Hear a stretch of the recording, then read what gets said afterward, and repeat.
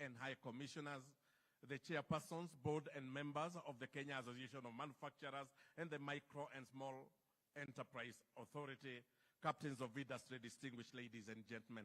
With the gracious permission of Your Excellency, I will invite the Chief Executive Officer, Kenya Association of Manufacturers, Mr. Anthony Mwangi, to make some brief welcome remarks. Karibu Bwana Mwangi, briefly, kindly.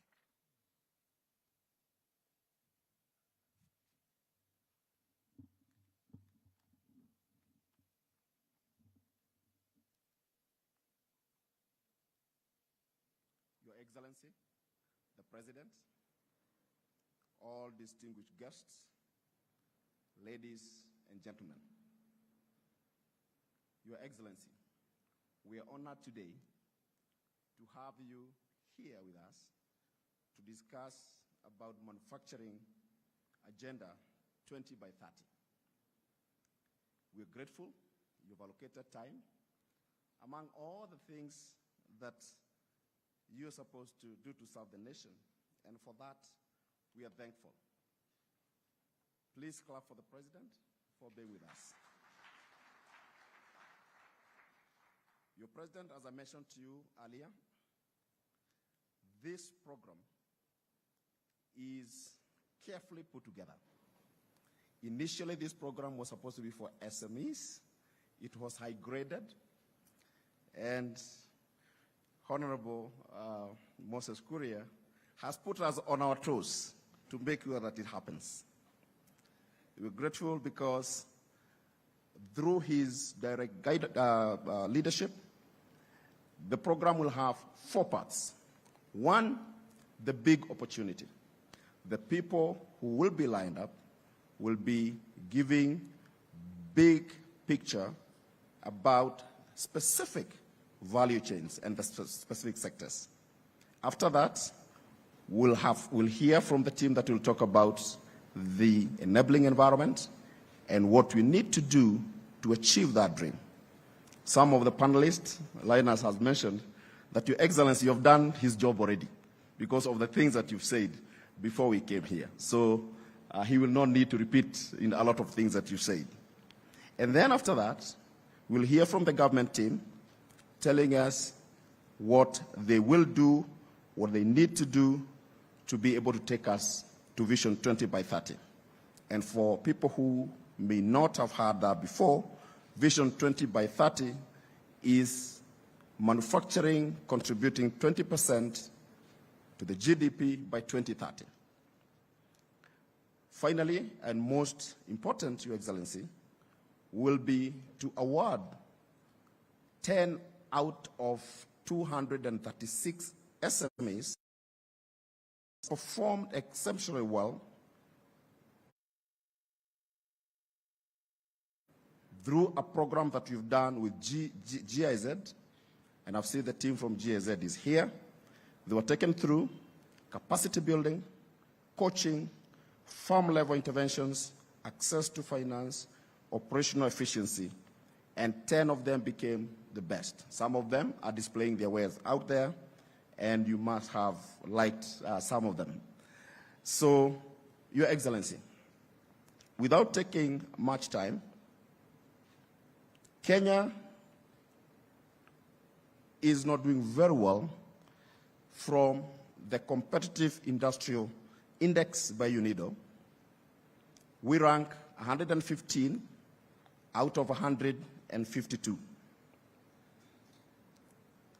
May I remind you, Your Excellency, that the same was happening in the ease of doing business until your direct intervention, and I know because I was in that team, I was working for IBM then, that your direct intervention brought down or improved the ease of doing business from 136 in 2014-2015 to position 56 in 2019.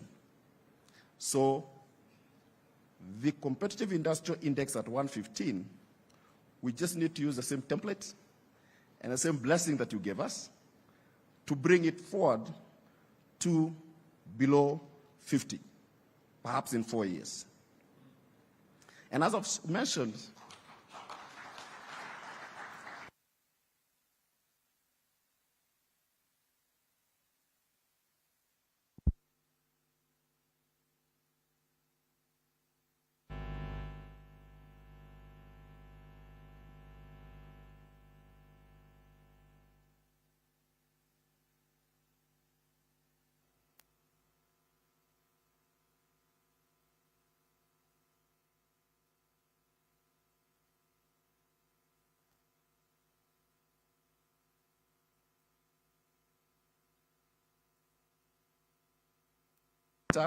We met with him, and as usual, and I think the conversation you don't want to have today, you don't want us to have today, of lamenting, we lamented a bit, both the private sector and the government.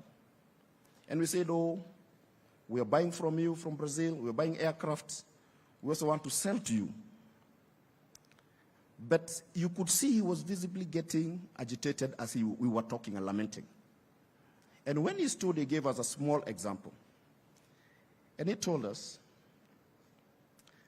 how much does it take you to sell frozen chicken between Nairobi and Jeddah? And he said here, the answer, he said 4 hours to fly from Nairobi to Jeddah.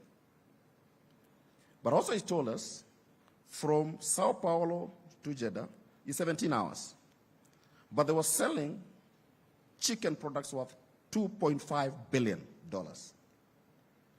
Today, and maybe for context, as I finish, Brazil exports chicken close to a market, Middle East and Africa, South Africa $100 million, DR Congo $50 million. It is equivalent to all the exports that you do in this country, including tea, coffee, just chicken alone. So that, I think, is one of the conversations that we could have. Without much ado, Your Excellency, may I now invite the chairman of KM Board, Mr. Rajan Shah.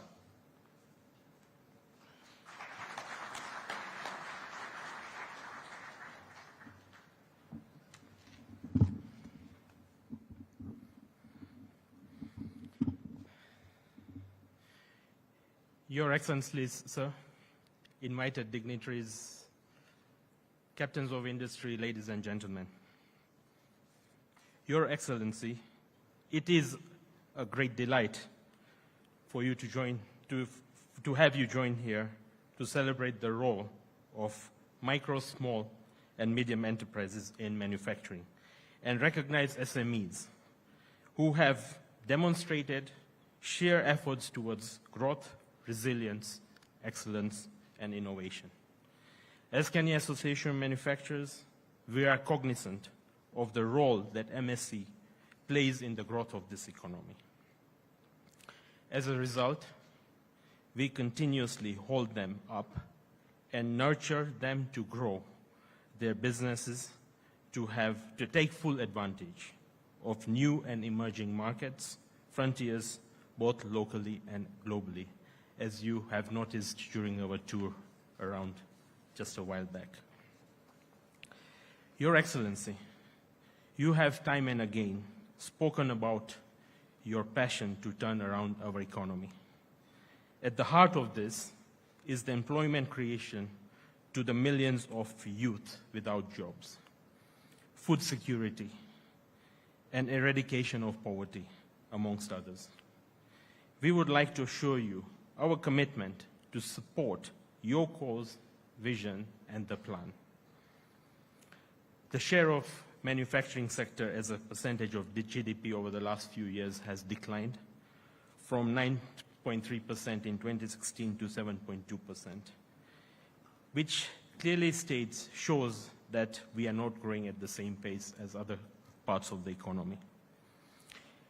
And this is what, as a manufacturing fraternity, we wish to turn around and even go beyond what was in the Vision 2030 of achieving 15% of GDP to now achieving 20% by 2030, hence calling this Vision 20 by 30. Your Excellency, with the manufacturing sector, as we desire to grow to 20% by 2030, we shall achieve 1 million extra jobs in this sector. And empirical evidence has shown that for every one manufacturing job, it creates 3 other jobs in other ancillary sectors. We shall also increase our tax base, and we desire by 2030 that manufacturing is 5.2 trillion of the GDP. At the moment, manufacturing contributes nearly 30% towards the tax revenue. And by expanding this, this clearly shows the potential and opportunities we have towards higher tax revenue coming from this sector. Your Excellency, CAM has outlined 4 key strategic areas of focus towards achieving this Vision 20 by 30. Firstly, global competitiveness. When we speak of the country's competitiveness, we are looking at our ability to sustainably produce goods and services for which there is a market at a price and a quality that the market is willing to pay for. Importantly, we no longer talk about local competitiveness, but global competitiveness, because not only should we be able to sell our products in the domestic markets more competitively than imported products, but also at the same time be able to compete in the export markets globally. For manufacturers to operate effectively and efficiently, they require a business environment that enhances competitiveness. This is through the development of policies and frameworks, sustainable frameworks, to boost industry's production, create sustainable jobs, and increasing investments. Particularly, the sector needs a predictable and reliable regulatory and tax regime. Predictability allows investors to make projections on long-term investment decisions. On the other hand, reliability gives the investment community confidence in the stability of the economic policy regime. The second component is export-led growth. Your Excellency, we have already heard how passionate you are about growing exports of this country, and we are completely aligned with you as a manufacturing fraternity. Manufacturing sector growth will not be achieved by solely relying on domestic markets. This calls for Kenya to leverage on products where we have a comparative advantage to grow our exports. This will enable us to improve our balance of payments and foreign currency reserves and enhance trade with our other EAC partners and the larger continental free trade that we are now about to get into. Global supply chains during COVID have also been disrupted, including the current Ukraine crisis, which has demonstrated the need for our nation to reduce our dependency on specific markets. Here lies the opportunity for Kenya, among other African countries, to benefit from reshoring and to fully take advantage of existing trade agreements, such as AGOA, EU EPA, amongst many others. Your Excellency, if we just take the opportunity under AGOA for the textile and apparel sector, we export 500 million shillings worth of value of goods to the US. However, the total opportunity is 500 billion. The leather sector equally has similar opportunities which can be captured. The third component, Your Excellency, is industrialized agriculture. What do we mean by industrializing agriculture? When starting with agriculture, we should have the end in mind, meaning what markets will we serve, at what cost, and at what quality. This is why the linkage between agriculture and industry is very crucial. We have taken a step further to find solutions that would enhance Kenya's food security through increased productivity, as well as adding higher value add for our exports. This productivity, increasing the productivity of crops that impact our food security, will bring down the cost of our basic staples, like our unga, and subsequently lower the cost of living. On the other hand, identifying crops with potential for higher value addition and that have a huge export opportunities will accelerate growth and hedge us against adverse terms of trade shocks. For example, as we just saw, how avocado can be processed and be converted into avocado oil and other extracts, pyrethrum to make into ingredients for insecticides, and cotton to make into fabric. The final, and by far not the least, it's as important, is SME development. SMEs have continued to demonstrate their ingenuity and capacity to meet the country's needs over the years. However, taxation, lack of access to finance, and inadequate capacity building are some of the hindrances that the SME sector has been facing. And this is where, as Kenya Association of Manufacturers, we are very committed to hold hands with our SME sector and to carry them and to grow them into medium-sized and large organizations. Your Excellency, as outlined in your government's plan, out of the 19 million people under the Kenya workforce, only 3 million people are employed in the formal sector, whereas the other 16 million, which are outside the tax base, are primarily in the informal micro, small, and medium-sized enterprises. We need to find this is a golden opportunity for the country to grow this sector and to take them to the next level. Your commitments towards growing this sector of the economy is indeed timely and promises to unlock the potential of small businesses to implement the short and medium term.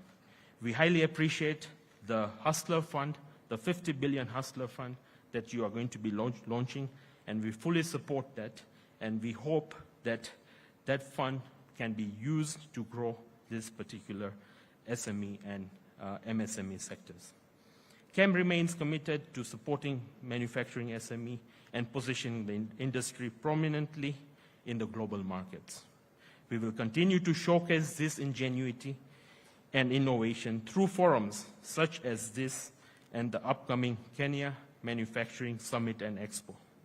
Your Excellency, it is my humble request and honor to invite you to also come and grace the 5th edition of the KEM Manufacturing Summit and Expo, popularly known as Changamuka Festival, which is going to be hosted at the KICC between the 1st and the 5th of November, where we shall showcase all the products made by local manufacturers, including the SMEs. Finally, Your Excellency, you have challenged us to think differently, and we shall, as manufacturers, look at all the various opportunities which are available to us to grow this, to achieve our Vision 20 by 30. Thank you very much. Thank you very much, Chairman. Thank you, CEO. Your Excellency, sir, the next set of speakers will take us through the journey we will take towards achieving the GDP of 20%. And Your Excellency, the speakers will talk about the opportunities that are available and that will take us there. And with your permission, sir,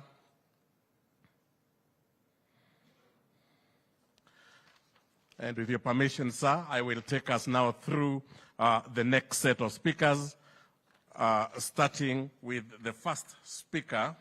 Sorry, Your Excellency, if you just allow me 1 second to...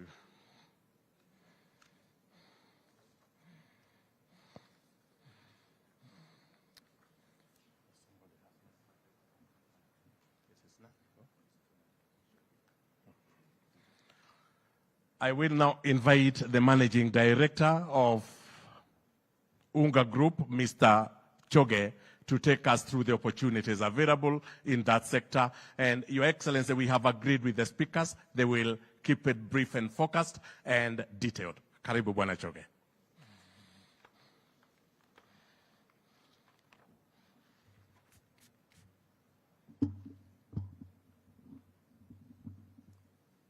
Your Excellency, Mr. President, distinguished guests, ladies and gentlemen, I'm happy to be here this morning to share some bits of opportunities around industrializing agriculture and also tackle the issue of food security for our country and focus around value addition for our products.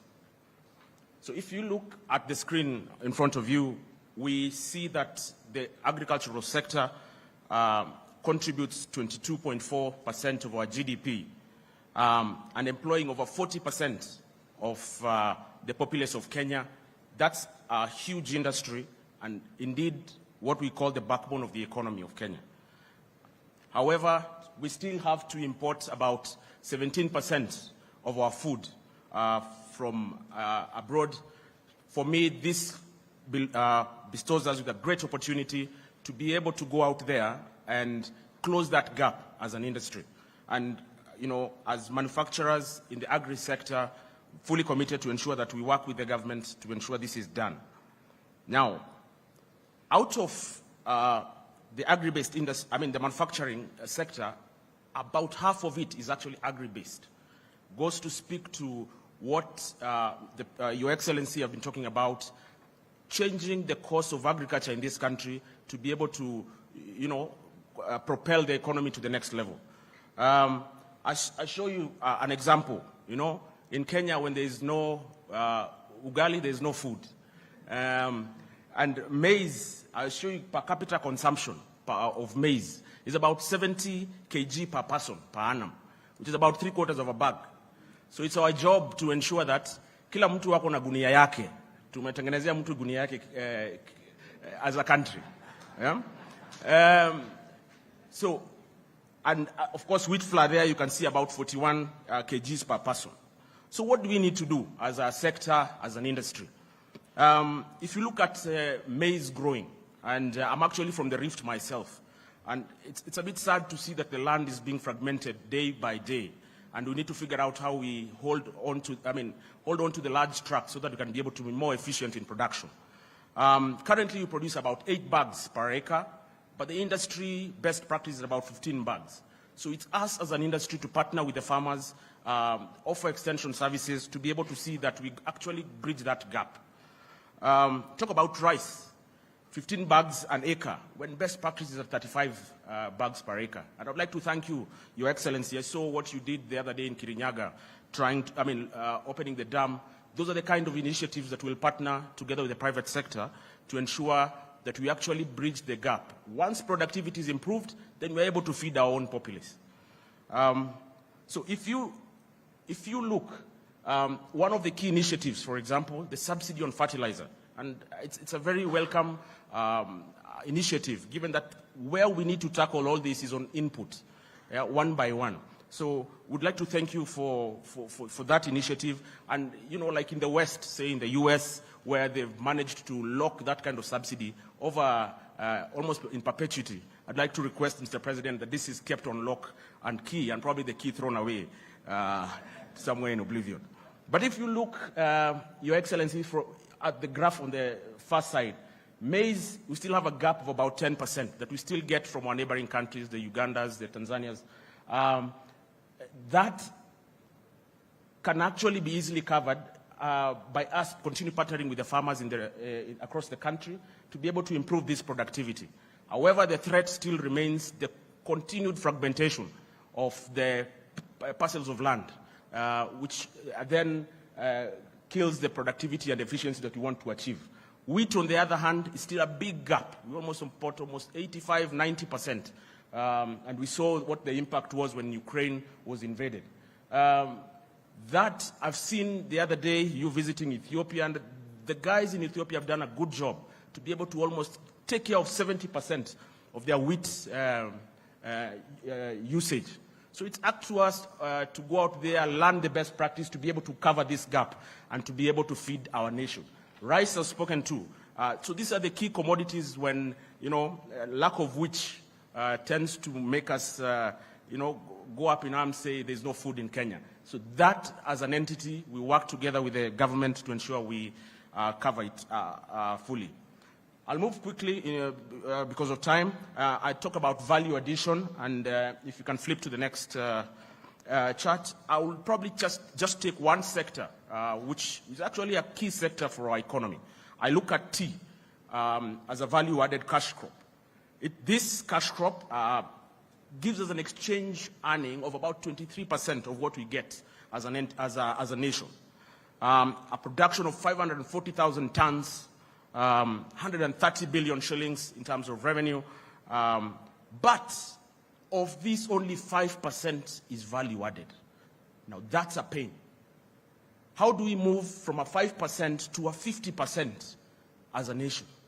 That's where we get the dollar down to our farmers, okay? And it's up to us as an industry, as manufacturers, to be able to see that instead of exporting the raw material out there, we actually value add and be able to take it to the market.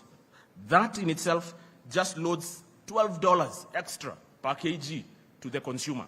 Thinking about my mother, man, an extra 1,200 bob per kg, you know, it's an extra kid in school and things like that. So that's our determination as an industry to be able to do this.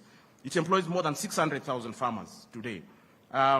So what do we need to do as a sector to be able to increase this from that paltry 5% to a 50% is a brainstorm that we need to have as an agribusiness sector to be able to close this gap. And we definitely promise to be part of the food security. Now, as I conclude, if you look at the graph on the far side, the production in terms of volume has always been almost consistent. But the key thing here now is, I was discussing some things with some people from Rwanda, and where they beat us, they don't have the volume, but they have the quality, which tends to fetch a higher dollar. So the question now, we shift now from volume, we've got the volume. How do we now fetch even higher dollar through increase in the quality of the tea? So those are the discussions that we'll have as an entity, as a sector, to be able to see that we improve and, you know, add to the GDP of this country. So, Your Excellency, we as a sector, especially in the agri and industrializing the agri sector, are really committed to ensure that we actually achieve the goal of food security as a country and as a people. Thank you very much, and God bless. Thank you very much, Mr. Choge. Your Excellency, the next speaker will speak on leather and footwear and the opportunities available in that area. The Managing Director, Bata Company Limited, Madam Jedida Thotho. Karibu, Madam. Thank you very much, Your Excellency the President, captains of industry, distinguished ladies and gentlemen. I'm here to talk to you about the big pie, the big opportunity in leather. This is around a vision of having the leather manufacturing sector, be a hub for manufacturing excellence by 2030. So let's start with the big picture, right? Because it starts with what is a basic raw material in the construction of a leather shoe. It's really about leather. And leather comes from hide. So on the left chart there, we have some statistics from the Ministry of Livestock around how many cows do we have, how many goats do we have, how many sheep and cattle do we have. So in the leather industry, in terms of footwear, 90% of what we consume is really from cows. So you will notice that this is from 2015, and those numbers obviously have changed, but we had a herd of 17.5 million cows in the country. So let me stop there for a second. How many of you own a cow? Raise your hands. You do, right? So we had 17.5 million cows, but out of that, only 2.6 million hides were produced. Only 2.6 million. That's a 10% conversion. So what happened to the 90%? I understand from the Ministry of Livestock that that number has kind of improved, but 75% of our hide is going to waste. So we stop there for a second. Let's talk about the global market. The leather industry is $100 billion globally. 50% of that is footwear. So let's come closer home to Africa.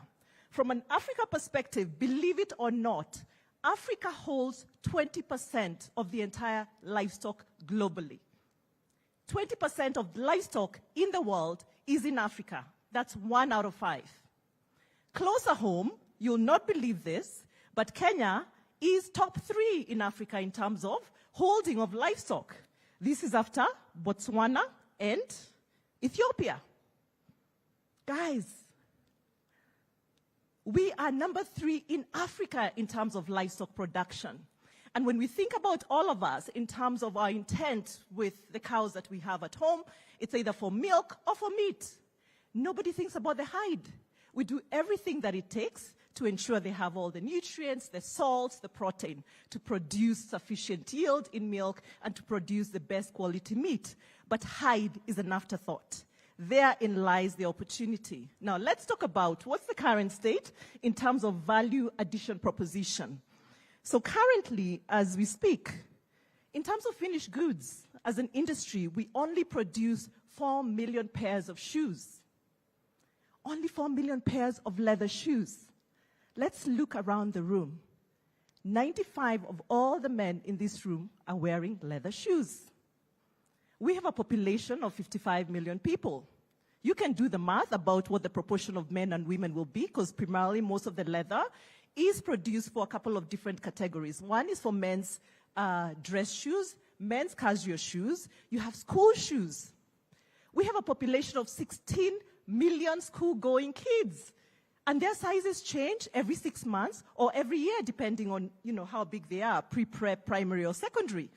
So we have 16 million school-going kids who are only consuming a fraction of the 4 million pairs of shoes that I talked about. From an export perspective, there is zero value addition. If you look at the chart there, in terms of, what we export, our revenues are at 15 billion shillings only.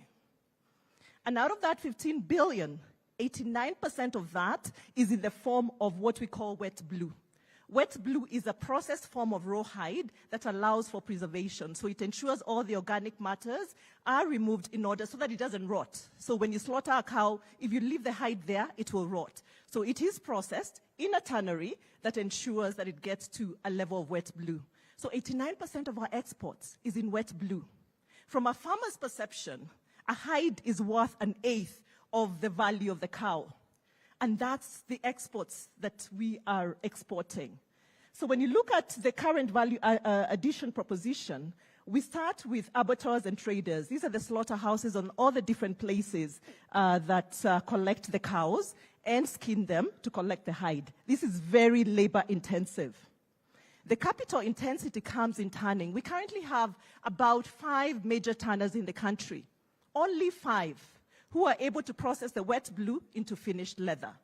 After that, we have the manufacturing. This is labor intensive.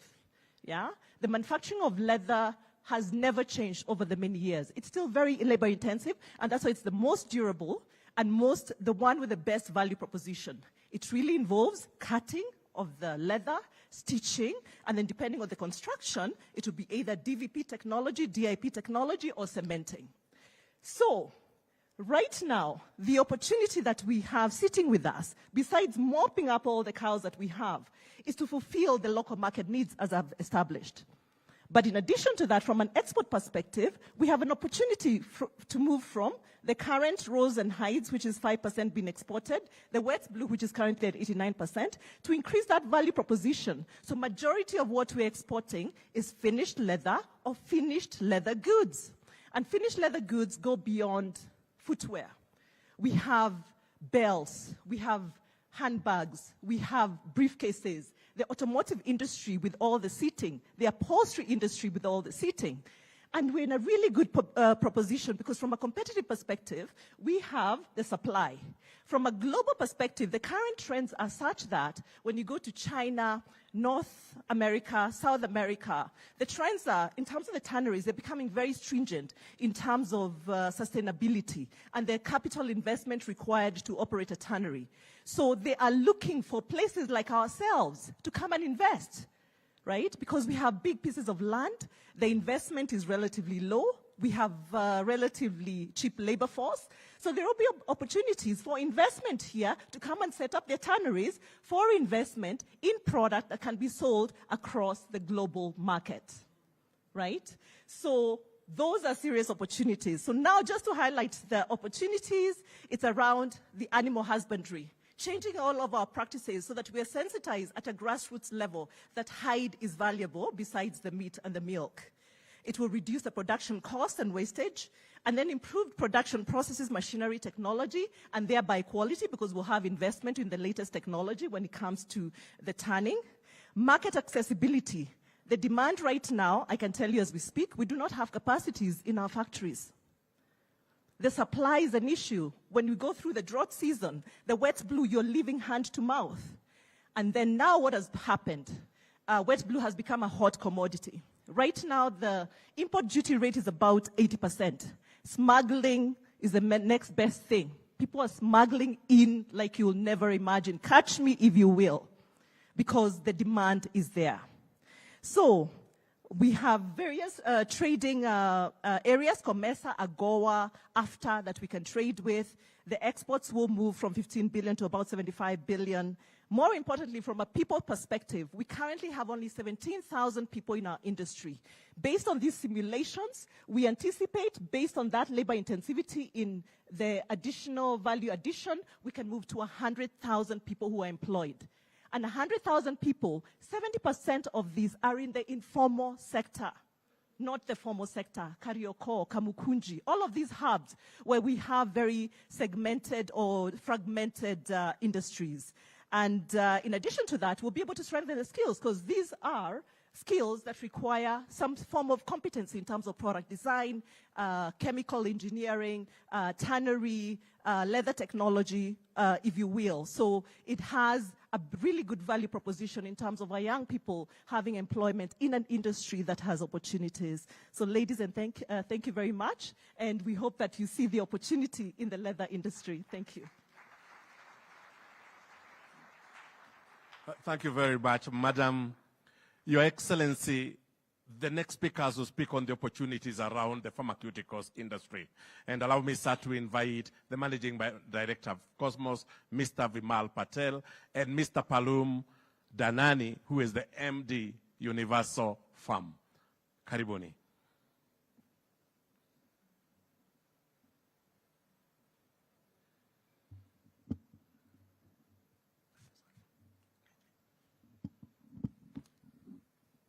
Good morning, Your Excellency, the President, champions of industries, distinguished ladies and gentlemen. Today, I'm going to talk about the opportunities in the pharmaceutical industry. COVID taught us a lesson in terms of security. We want to bring the cost of healthcare down so that maximum population of our country can get the right medicine of the right quality and affordable. Together with that, we see an opportunity in Kenya, and we see an opportunity in Africa. We talk about India, we talk about Bangladesh. We want to talk about Kenya in Africa, and we have a wonderful opportunity. I'm going to take you to certain statistics here, and then I will broaden my outlook on the opportunities. So first and foremost, we have an industry of 1.2 billion US dollars. What I'm going to be talking here is in US dollars, not Kenyan shillings. The exports right now is 100 million. Most of it goes to East Africa. And there's a huge Africa down there, sub-Saharan Africa. 70% in quantity is imported from India, China. 60% of this is generic drugs. We have 37 plus manufacturers in Kenya, which makes us one of the biggest manufacturing hub in the sub-Saharan Africa, which tells us that we are on the trajectory and we need to make the most of it. We are presently using 50 to 60% of our capacity, which again means that we have the capacities, and the more you produce, the cost of production comes down. And then we can go into vertical integration into raw materials. For every $1 that we invest, we can get back $1.5. There is a 7% growth rate, and to my opinion, that can be even more. What are the key drivers? We need to spend a bit more on the healthcare. I think Kenya's percentage spending in healthcare is pretty low against the target we had set. The life expectancy is increasing. We talk about NCD, which is hypertension, diabetes, all these are increasing. There's increased government support through health pillars. So these are going to drive it.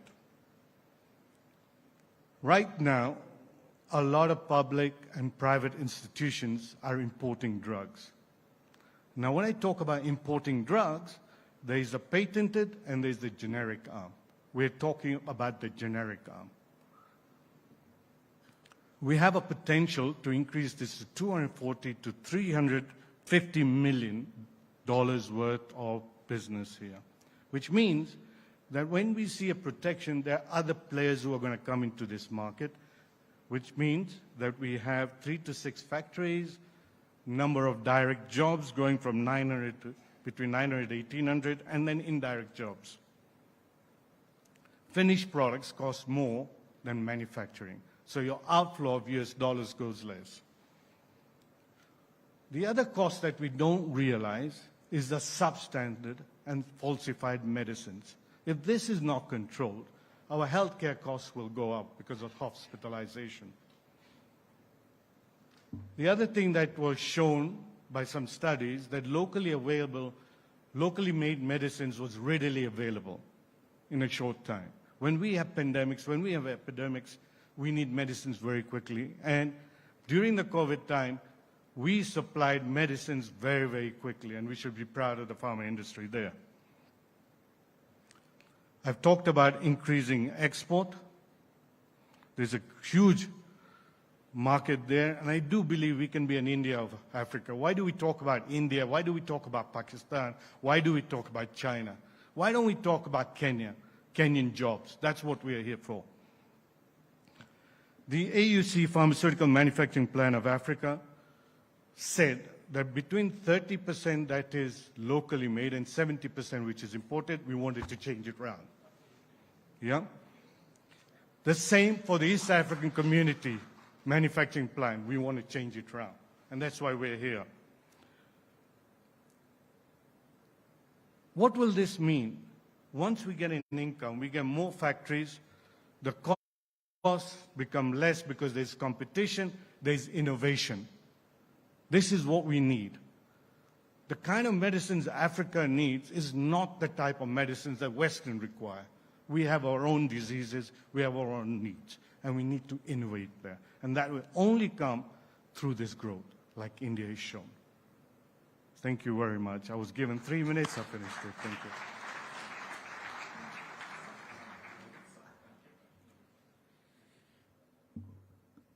Your Excellency, Dr. Ruto, distinguished guests, ladies and gentlemen, captains of industry.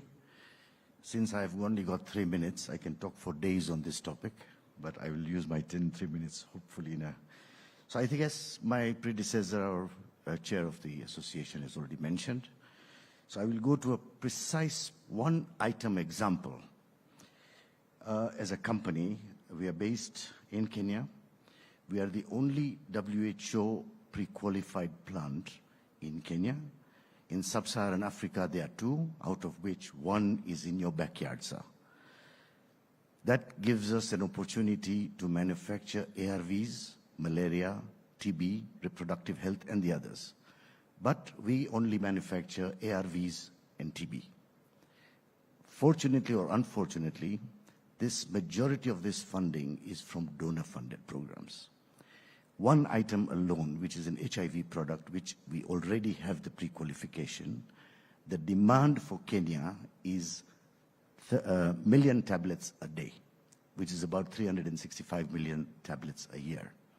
We have more than enough capacity to supply the Kenyan market. What our request, and this is one product only I'm talking about, it is approximately worth $60 million in terms of value. It can give you a tax of $3 million a year and a forex retention of not less than $12, $13 million a year. I'm just talking of a 20% margin. Now, over and above job creation, my life is busy, but we have not considered any other product. So there is malaria, TB, HIV, reproductive health, and let's not forget the bigger animal which is now coming about is the non-communicable diseases, which is the lifestyle. So opportunities, as my predecessor says, I do not want to go into, but a few of the positives, what the government has done is the Buy Kenya, Build Kenya policy, encouraging local manufacturing, demonstrating to buy from local manufacturers certain products, but not the HIV product, because that comes mainly from the donor-funded programs. And the donors, for example, we lost a tender worth about $40 million for a meager 5% difference. And the whole thing came from India.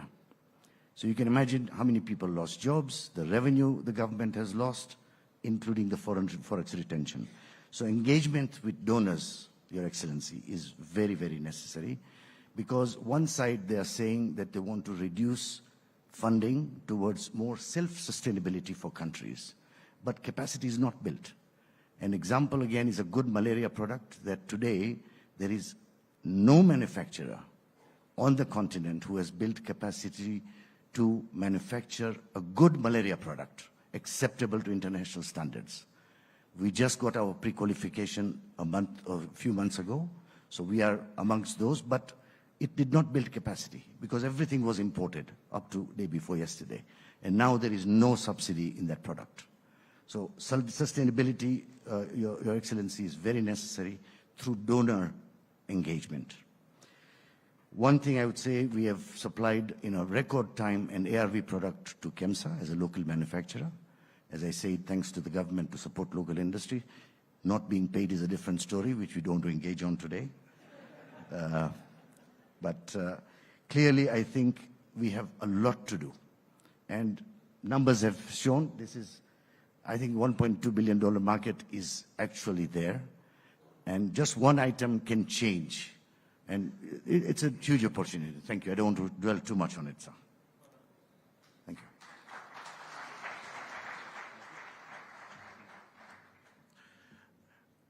Your Excellency, to discuss the opportunities around the textile and apparel, I will invite the Managing Director, Bedi Investment, Mr. Jas Bedi. Bona Bedi, kindly. As we agreed a few minutes. Thank you. Thank you. Good morning. And Your Excellency, I've been told my time is limited, so I will go direct to the point. But before I start, I just want to share a very small story. A very small story of a small country called Bangladesh. In 2015, Bangladesh was exporting $25 billion of garments and apparel to the world, and they had a plan that by 2025, they want to grow their exports, double it to $50 billion. We're in 2022 today, sir. Last year in 2021, they actually hit their plan of $50 billion 4 years in advance. They have more than 4.2 million jobs today, and their manufacturing contribution in 2015 was 16% of their GDP. Today it is 22% of their GDP. And I'm so happy that KAM is now thinking that they want to go back to their glory of 20% manufacturing contribution by 2030. So it is possible. Bangladesh has done it. Kenya can do it. And to give you a little bit of perspective of manufacturing contribution by other countries, China, 28% of their manufacturing contribution to their GDP. Egypt, in our backyard, 30% of their manufacturing contribution to their GDP. India, 16%, South Africa, 14%, and if Kenya is at 7.2%, over the years it's come down from 20. It's a shame, but it's better to be honorable and accept there is a problem, and let's move on and let's deliver that plan. So, Your Excellency, going back to the textile apparel sector, it's probably one of the biggest supply chains in the world, huge market opportunity. Kenya today is the largest exporter under AGOA to the US. That is our number 3 export. It has overtaken coffee, which is now number 4. It was $500 million, like the chairman said, and it's got 52,000 jobs. But this opportunity ahead of us, just one market, the United States, is $100 billion. If we start looking at European Union, 27 countries, another $150 billion. The total pie is $800 billion. And to me, the only lesson I know from business school is size of the pie, slice of the pie. So if the size of the pie in the US under AGOA is $100 billion, and our contribution of export contribution to that pie is $500 million, there's no need to chest thump and say, oh, we are the biggest, we're the best in Africa. Yes, you are. But globally, what have you done? You're 0.5% of US imports. It's a shame. We are duty-free. Bangladesh is doing much more than dutiable. So it's a big shame for us, and there's a serious opportunity for us in one sector. And in that one sector, we have no factories left in our Athi River EPZ, full I know this morning, Your Excellency, you talked about Naivasha. It can be a reality. It can deliver 100,000 jobs, just one park. And we really don't have an option. We need to create jobs. And Your Excellency, I'm fortunate enough that I've had this conversation with you. But yes, your agenda is spot on. You told me you have 3 agendas. Agenda number 1, jobs. Agenda number 2, jobs. Agenda number 3, jobs. I think, Your Excellency, this sector will deliver that opportunity. And it's a huge opportunity as we connect the pipeline back into the farm gates, the farmers, the field to fashion story that the chairman talked about. It's possible and it can happen. And this is the serious opportunity ahead of us that we should not lose. I know Jadida talked about the leather sector, but one thing she didn't talk about, the leather business in the US is $27 billion. Kenya has got 0% of that business. The leather shoe import duty into the United States is 60%. Under AGOA is 0. It's an opportunity they've not even touched. So these 2 sectors, which are part of the Kenya Kwanza manifesto, will deliver the jobs you want, and I'm so happy you put them on your agenda. Asanteni sana. God bless you, sir. Thank you very much, sir. And Your Excellency, on the opportunities around the automotive industry, I will now invite Dr. Isaac Karua, the Managing Director, Hoda Motorcycle Kenya. Dr. Karua, a few minutes kindly.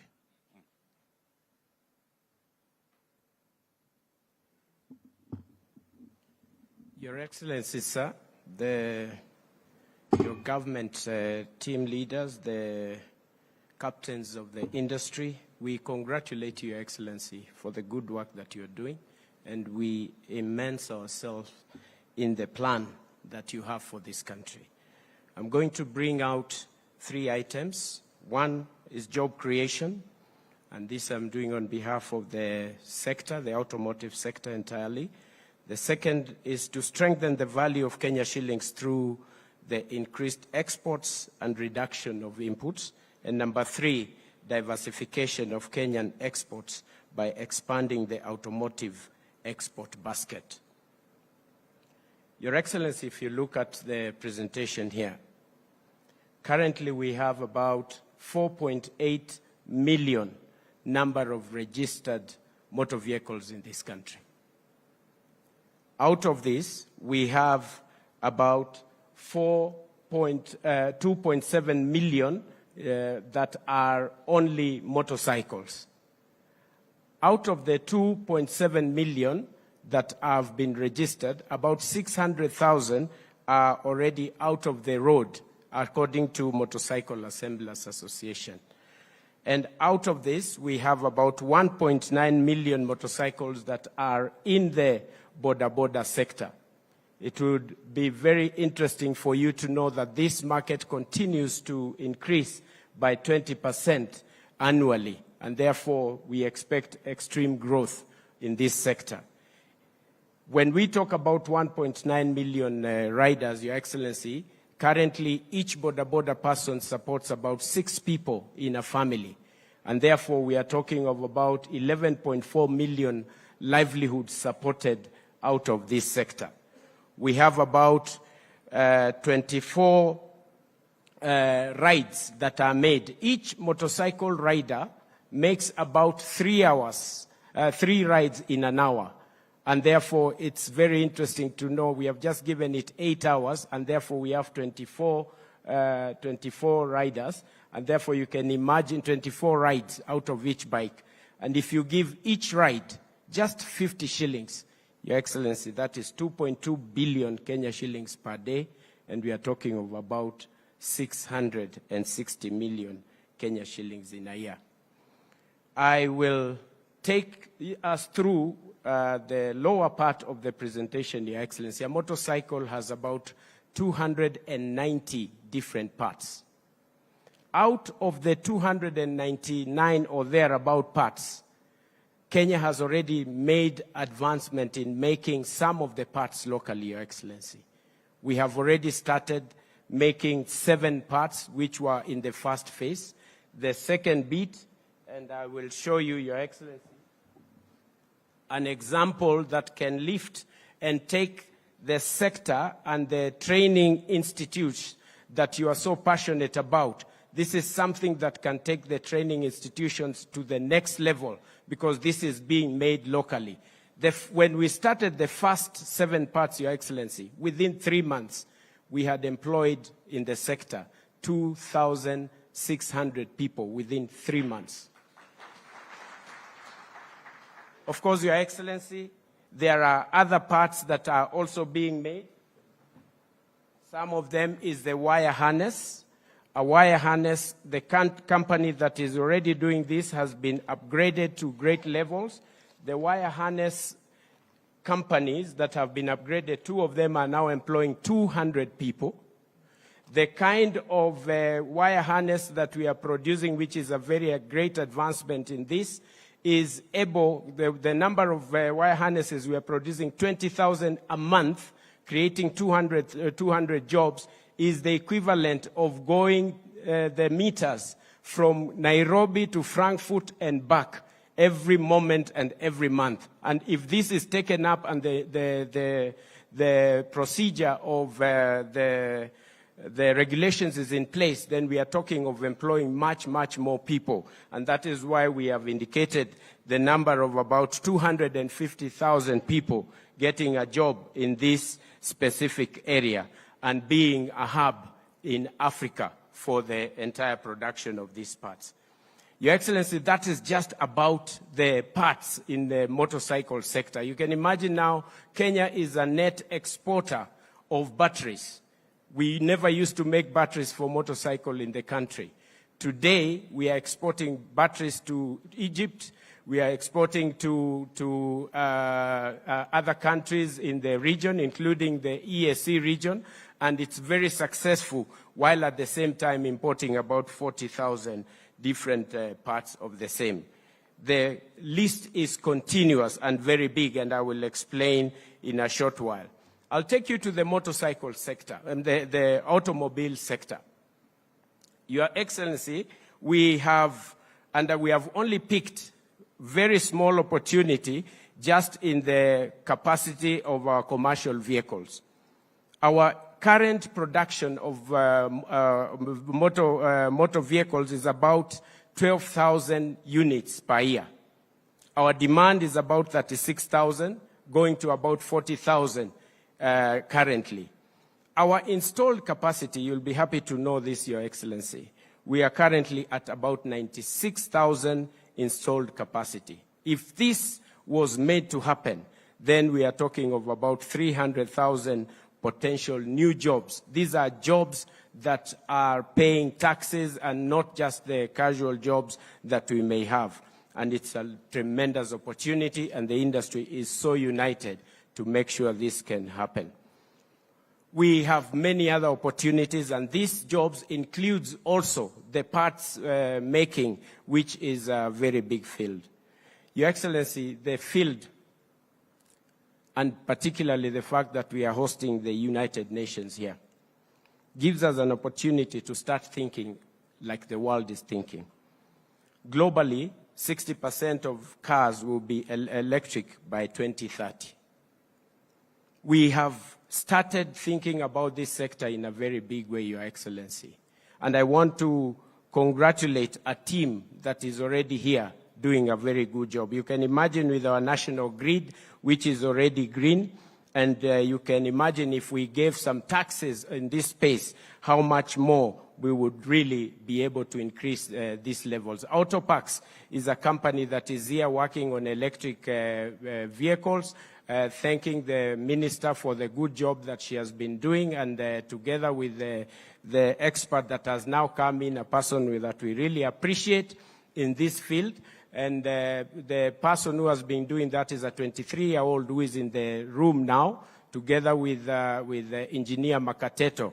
Ukimgotea baadaye, it will be a very great thing. It's a person who is doing a good job in this. But eternally, and with the finality, before I bring out the space, the request that we want to make to you, we are looking at 550,000 new jobs. At the end of it, we are looking at another 1.4 million new jobs in the motorcycle sector.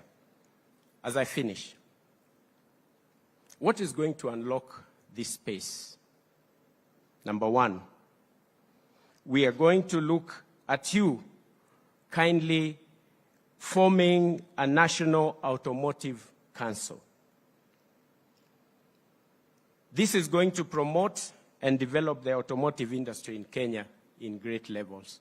We have very experienced people. The entire sector is so united, Your Excellency, under Kenya Association of Manufacturers. And we have leaders in the name of Ashit, who is here and doing a good job in that field. And you can get space to discuss that. The second thing, implementation of the national automotive policy. This is nowhere else in the world. We have done very well. South Africa is following in the same. We can be able to deal with that. Thirdly, firm support of the implementation of motorcycle assembly regulations. Your Excellency, it is painful that even as we do these parts, there are people in court today slowing this process where a motorcycle can be made locally, where we have only identified 14 parts, but there are countries and parts of the world that are not interested in doing these things locally because they are losing jobs internationally. Next is the implementation of KS 1515. We also have, thank you, Your Excellency, we also have the renewal of implementation of vehicle regulations, LN 84. This is something that needs to be done. Implementation of local procurement policy so that we can use locally made vehicles. And then, of course, Your Excellency, implementation of EV regulations as we move forward. And also the export-driven incentives for assemblers and parts. This is something that we believe is an opportunity as I finish, so that we can also work towards development of financing of a bank that is going to give loans to producers of this. Your Excellency, is going to be good for the country if you can also, and this is a request, passionate request by the automotive sector, whenever you get an opportunity, just pass by one of the makers of different parts. We have helmets that are being made locally. We have vehicles that are being made locally. Just pay a visit, and we'll be able to enjoy this in the best way possible. If these things are done, Your Excellency, and with the support of the CS that you have put in place, who is an expert in this field, wale wa jamaa wakae kando, waone sinema kazi ikifanyika, Your Excellency. Tutafanya kazi. Thank you, and may God bless you so much. Thank you.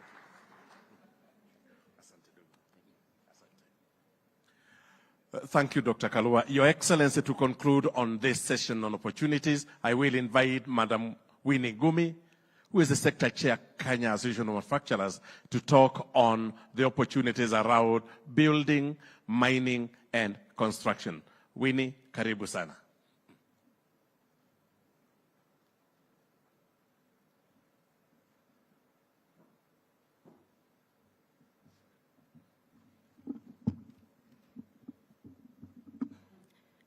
Your Excellency, Captains of Industry, distinguished ladies and gentlemen, mine is to paint a picture on how the construction industry will incremental jobs by implementation of the affordable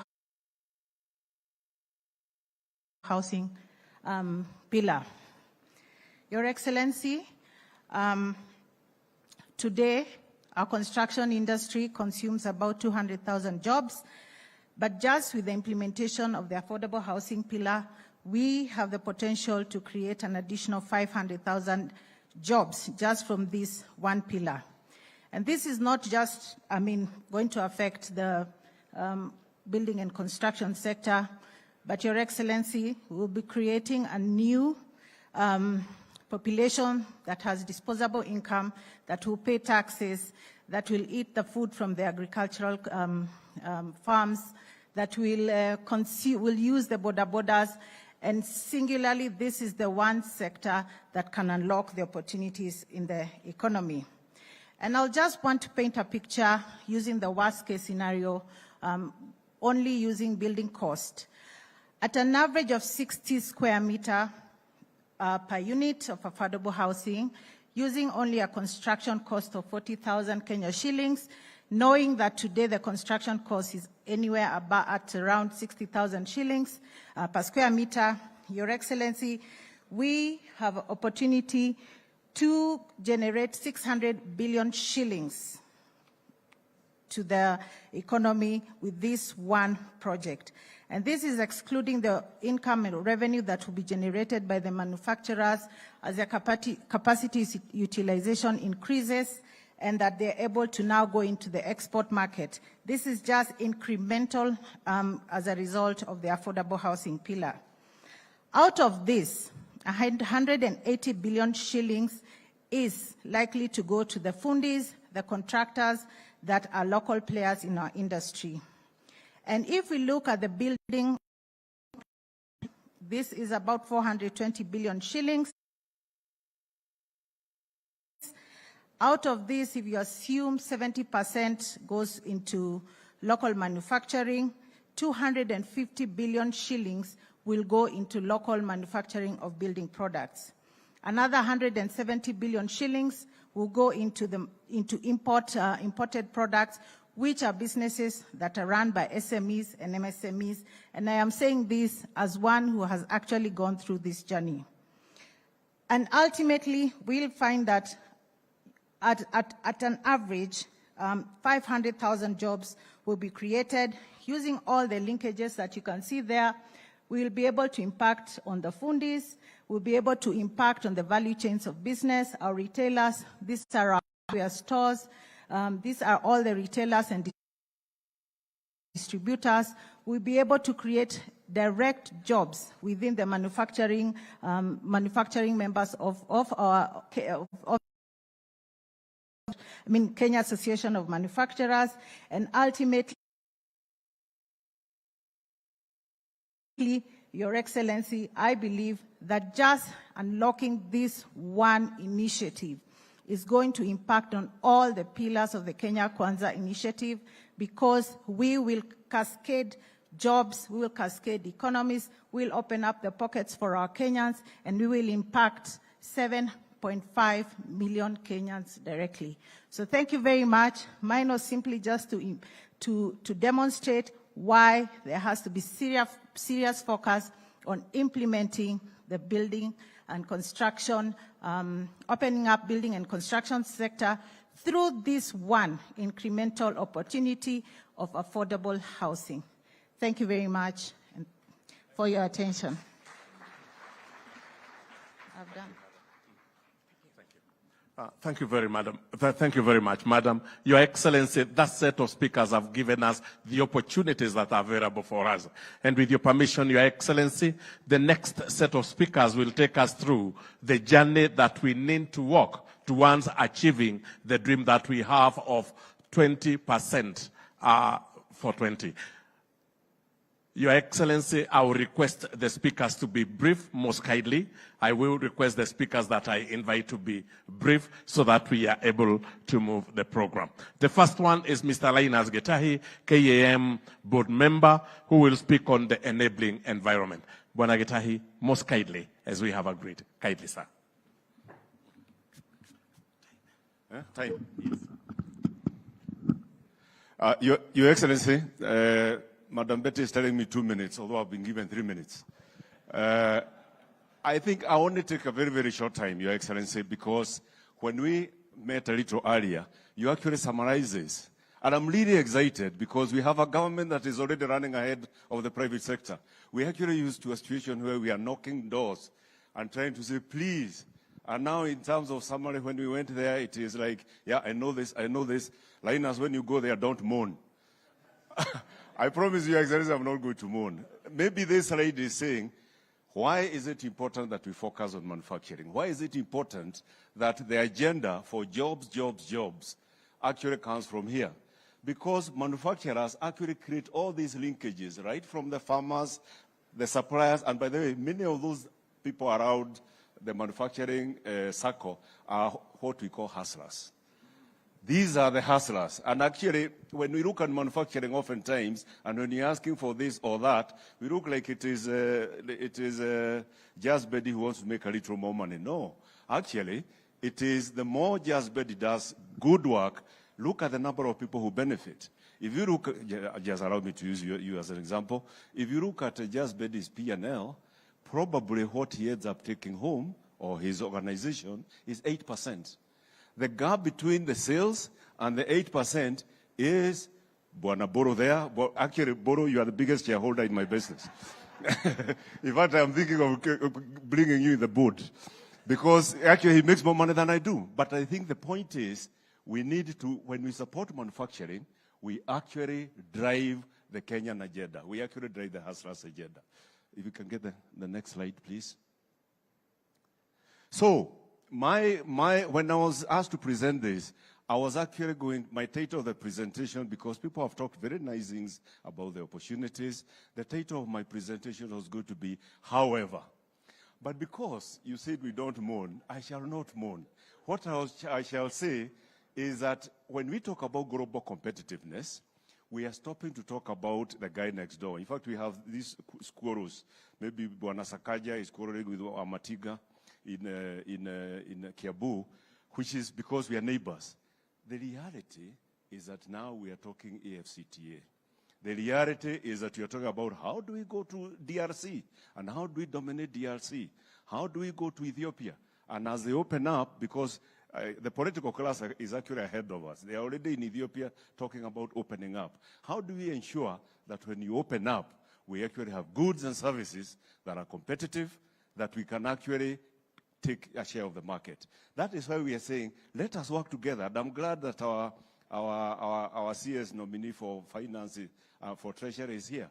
Because if you look at what I said about the sales revenue and the 8% that the manufacturer carries home, there is a whole lot there in the middle that we can create efficiency about, not so that government may get less revenue, but so that what you talked about a little earlier, it's about volume.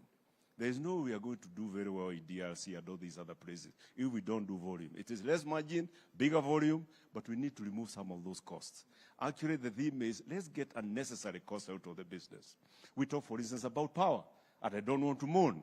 But even if I don't want to moan, Your Excellency, even if I don't want to moan, when our CEO was talking, you saw what happened.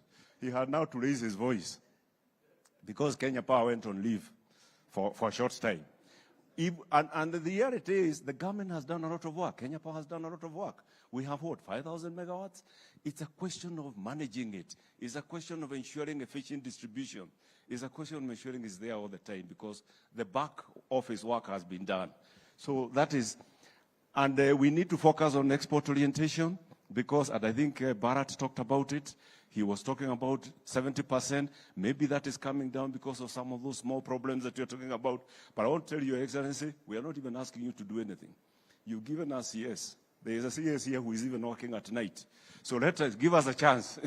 Let us work with a man who is also waking you up so that he stops waking you up and works with us and really help to drive this agenda. And let us really set ourselves a target that we are going to be an export-oriented economy. We, rather than saying there's a quarrel with Uganda on eggs and milk and all that, let us upgrade our facilities. Let us move from also not just talking about milk, but talking about how we are converting that milk, how we are converting the other things, so that we are actually setting them back, things that they're probably not able to do, and we shall coexist together. We talked about the regulatory burden. This is a quick win. If we look at many of those things, whether it is, we talked about KEFIS, whether it is NEMA, if we look at some of those costs and actually remove them from the business, you know what we do? We just create efficiency. We create competitiveness. When we create competitiveness, we drive volumes. When we drive volumes, we employ people. I think it's a simple equation. So if we just focus on removing unnecessary costs out of the business, then we're actually achieving the objective. And by that, it's not your objective. It is my objective as well, because I've got brothers and sisters who are at home.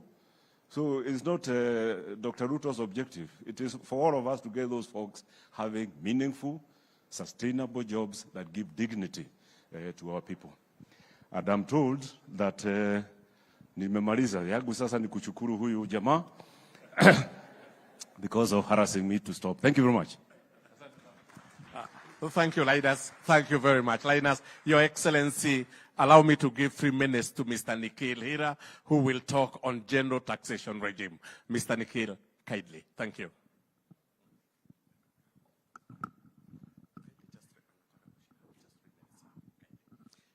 Your Excellency, the President, distinguished guests, captains of industry, ladies and gentlemen, thank you, Linus, for taking it off there. I was wondering whether I could do that because this thing is too high for me. Sir, in August this year, found that I had spent 40 years in the accounting profession, of which 35 was in taxation, albeit, as Mr. Mburu well knows, I'm a poacher, not a gamekeeper. However, a good tax system is one that has to have equality, certainty, convenience, and be economic. This is not me saying this. This is Adam Smith going back to 1776. And it still follows in some way or the other, maybe changed a little bit. We do have equality in a way. We have a progressive tax system that is working. We do have convenience. iTax has certainly made my life much easier and that of my clients much easier as well. The economic part of it, we're not paying Mr. Mburu more than we're collecting, so we're okay there. Our problem is in the certainty, sir. We need to have certainty if we're going to get investors to come in. And in my 35 years in the tax field, I can say with hand on heart that investors, people in this room, manufacturers are willing to pay tax, but not a penny more, not a penny less. And that's why they invite me to help them do that. Our policies have to be long-term. These manufacturing concerns that we have are long-term investments. The power generations, long-term investments. If we are doing policies which we put in something in a finance act today, and a year later we said, sorry, this didn't work, let's change it. That is the wrong way to do it. We need to think 2030, and our policies need to be 2030. If we are going to boost manufacturers, and we're here talking about the manufacturing industry, I do think we need to remove the 16% on plant and equipment, either zero-rated or exempt. It was exempt before, it's become taxable now, and that is a problem. The need for a new income tax act. It is imperative. Our income tax act goes back to 1973. Mr. President, it has more patches in it than Microsoft does. So we need to just get it right and get it cleared and pass it through as quickly as possible. And we need a robust tax policy for 2030, which takes us forward. And finally, sir, just with a few specific proposals that perhaps can be thought about, VAT refunds, which I must say have improved. And I will say, Mr. President, that in 1998, with the then Commissioner of VAT, Edward Odundo, I was the one who set up the process of auditing VAT refund audits by the private sector, which goes on, and it has worked. But we must move forward. This is affecting the working capital requirements of our manufacturers, not just VAT, but others, and we must move that on a timely basis. County levies are all over the place. Let's rationalize them. We are one country, and we must work as one country. Frequent changes to excise duty and VAT does not help us. It just makes confusion. I know that it happens for various reasons, but we just need to be a bit more focused on what we change. Export taxes must also be rationalized. And finally, the East African community. It is a great community to be in. Now that we have DRC, we're talking 250 to 3 million people, 300 million people. That is a big market for us, and that is before I even look at the Africa Free Trade continent. Let us harmonize the laws, not the rates, but the laws. And that's, with that, I know I've stuck to my 3 minutes. Thank you very much for hearing me, Mr. President.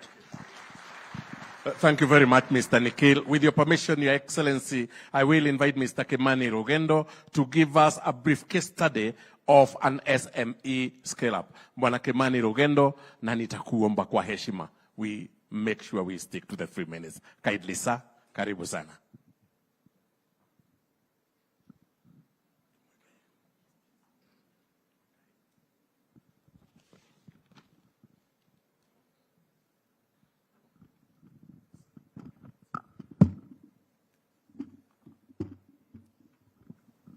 Your Excellency, the President, captains of the industry, ladies and gentlemen, though I've been given 3 minutes, mine is a long one. Mr. President, with your permission, I will ask for your 2 extra minutes so that I can paint the story as it is. I've been asked to talk about my company, but my company talks a medium about SMEs in this country. Our journey started way back in 1992 when borrowing money in this country was a real, you had to know the bank manager, you had to be in very good terms, and at times they told you even giving you a checkbook was a privilege. So in 1992, money cost between 1 and 30% to borrow. Coming forward, today, borrowing money from the bank costs between 13 and 14%. You can see at least we are improving, but we hope with your able leadership, Your Excellency, we can come to 1 digit. That will actually help the growth of the industry. Your Excellency, SMEs account for 95% of farms in most countries. Estimated 600 million jobs will be needed globally by 2030, and 7 out of 10 employees will be in SME. Kenya National Bureau of Statistics 2016 report indicates SME constitutes 98% of all businesses in Kenya. SMEs contribute 33% of our GDP. Majority of SMEs in Kenya are informal. Sadly, Mr. President, 75% of SMEs die within 3 years of inception. In other words, Kevian is a lucky one to be among the 25% of SMEs that made it through to its 30th birthday since its inception in 1992. The objective of Kenya is to increase the income of small-scale farmers in Kenya along the agricultural value chain, which is very dear to you, as I know. Now, building programs, which has been our very, very major concern, and mentorship by extension services, and creating access to finance has made us support our suppliers, who are grouped in about 3,000 farmer groups. Our flagship product, Mount Kenya Water, was not only the launching pad for Kenya, for Kevian Kenya as a company, but was a pioneer brand in local bottled water industry. Mount Kenya Water has notably changed the lifestyle and landscape by paving way to other local and international bottled water brands since coming into the industry. Mr. President, Kevian Kenya Limited was the first company to launch juice in 100% fruit juice content, namely pick and peel, which came into market in 1999. This was a venture of passion and dedication and a priceless resolve that was seen the success of growth in Kenya. 7 years later, we have come up with other brands, Afia, and other fruit-based drinks, nectars, malt, and soft drinks. However, Mr. President, 2014, we brought to the market Cavian sauce, brilliant culinary, and options for broad-based household items in the hospitality industries. In 2022, Acacia Kids was born, which is a stand-alone juice for children. I like to say here, Mr. President, our small-scale farmers supply us with tomatoes, they supply us with the passion, they supply us with the pineapple, they supply us with oranges, and they supply us with all other products that we process in Thika, where we process a capacity of 200 tons every day when the fruit is in season. Notably, it's good to mention here, Your Excellency, sir, that our journey for production also comes with the pain of having to collect the waste that we generate. We embrace what we call circular economy by ensuring that we collect waste and we convert waste. Here in front here, I display boards made of waste material in Thika, where we have an installed capacity of up to 3,000 tons per month. This material can be used for in so many industries. 1, automotive. 2, low-cost houses. 3, can be also used by the builders when they are making their formwork. 4, it can be used for school desks. Also, when there was COVID in Kiambu, we were able to make COVID beds, 200 which we supplied to Kiambu within a very short time during the COVID time. We equipped one whole ward in Kiambu. Your Excellency, we have also embraced pencil production using, again, waste newspapers. You can see it here in front. We think if all these materials are consumed, we would save our forest cover, we will also save our trees, and we'll be able to actually ensure that we have a very good environment.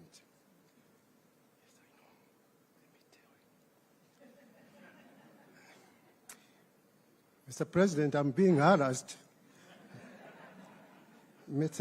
Our long journey has taught us a lot, Mr. President, and indeed the first real drive towards Kenyan-owned enterprise was highlighted by the infamous paper, section paper number 10.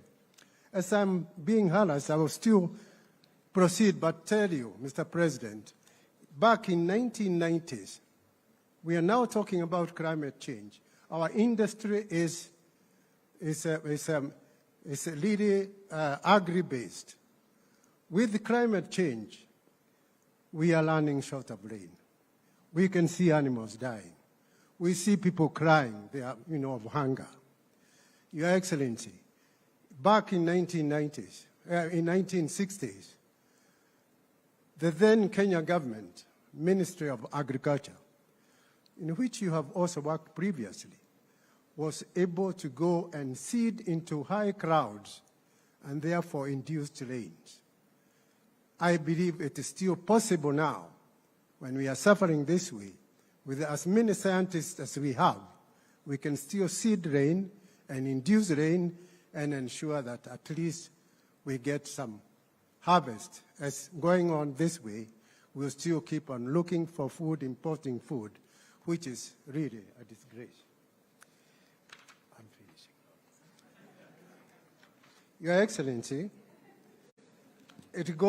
we cannot go without also mentioning the KRA.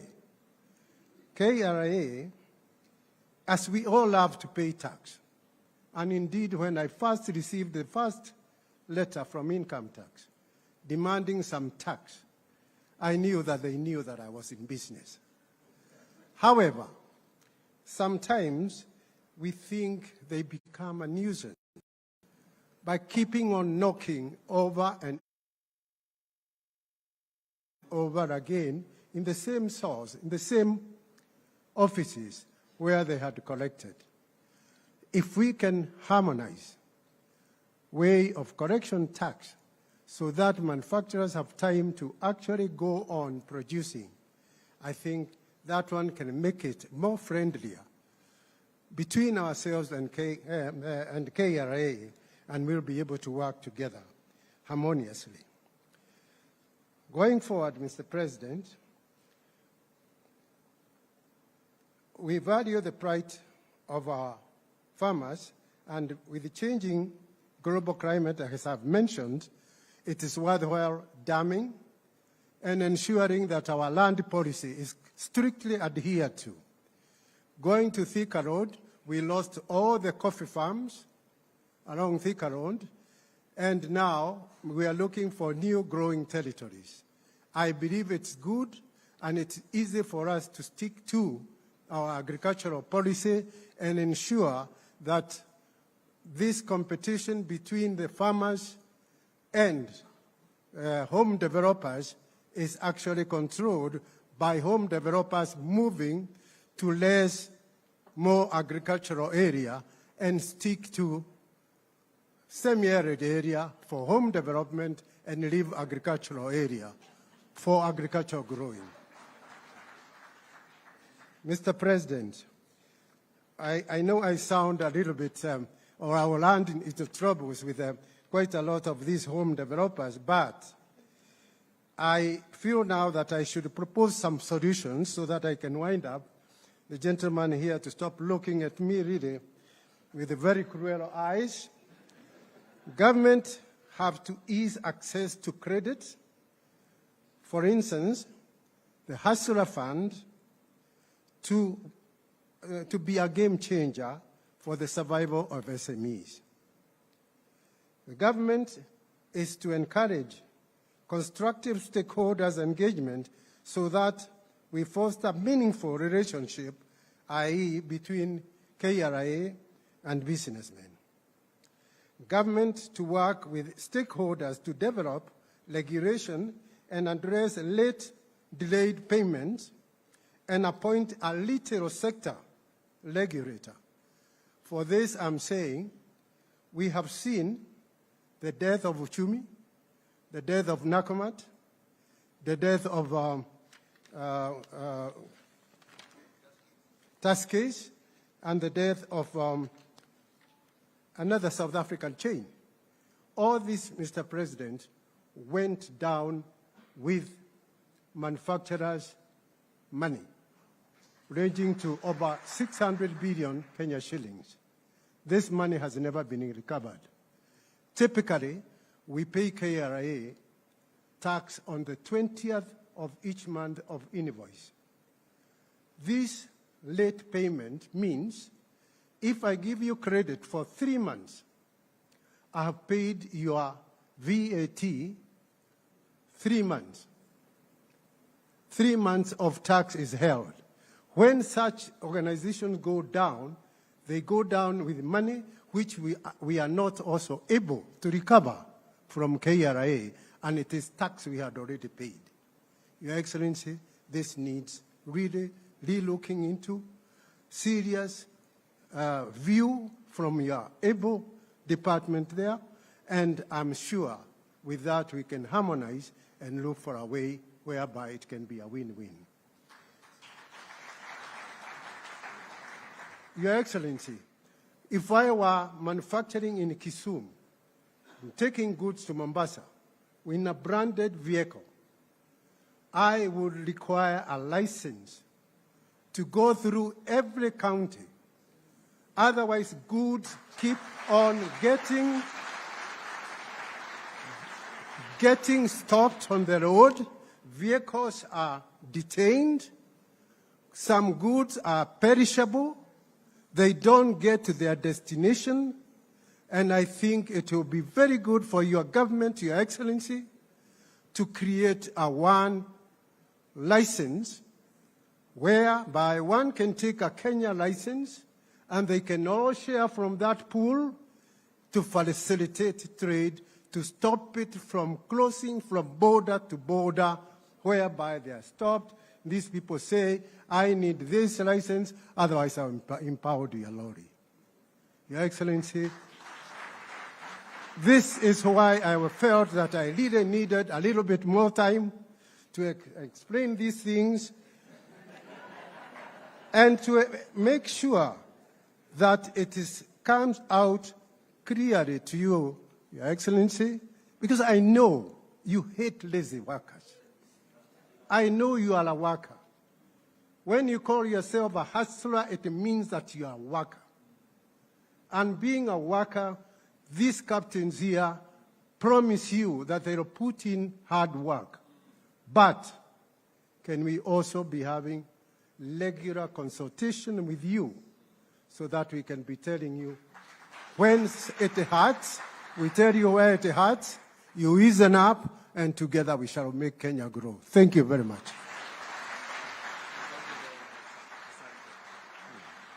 Thank you very much, Mr. Kimani Rugendo. We understand and thank you. Your Excellency, to close this session, I will invite Mr. Tess Babu. Babu, kindly take us only 3 minutes so that we move with the rest of the program. Tesh, karibu sana. His Excellency, the President of Kenya, Dr. William Ruto, captains of industry, and all distinguished guests, I'm humbled very much today to stand before you. As you can see, I embody the real hustler, and I'm glad to represent the 7.4 million MSMEs in this country who create jobs for over 15 million Kenyans. So we at Market Force enable these MSMEs to access products affordably, and we link them up directly with manufacturers. I am representing the youth and the technology sector because it is a huge enabler for various industries in this country to be able to grow. So today what we do is we have over 125,000 dukas across the country that we are supplying these goods to on a daily basis. And we've been able to expand this operation to Uganda, Tanzania, and Rwanda as well, where we have multiple dukas ordering, and we're currently working with Kenyan manufacturers and enabling them to be able to export their products into this market and not worry about how they distribute in this market as well. So we're expanding the market share for Kenyan manufacturers by doing that, and also supporting the small manufacturers in the country be able to extend their trade. So one thing I'd like to say is that we're very non-discriminatory when we come to working with dukas and mama mbogas. So we're very excited about the Hustler Fund and all the initiatives that the government is currently working on to spur innovation in this sector as we work with fintechs and other banks to ensure that credit is affordable for these dukas that we work with. In the process, as mentioned earlier, I won't belabor the point, but there's a lot of jobs that are created through the manufacturing sector. We employ 426 people directly today who support us in this distribution in the country.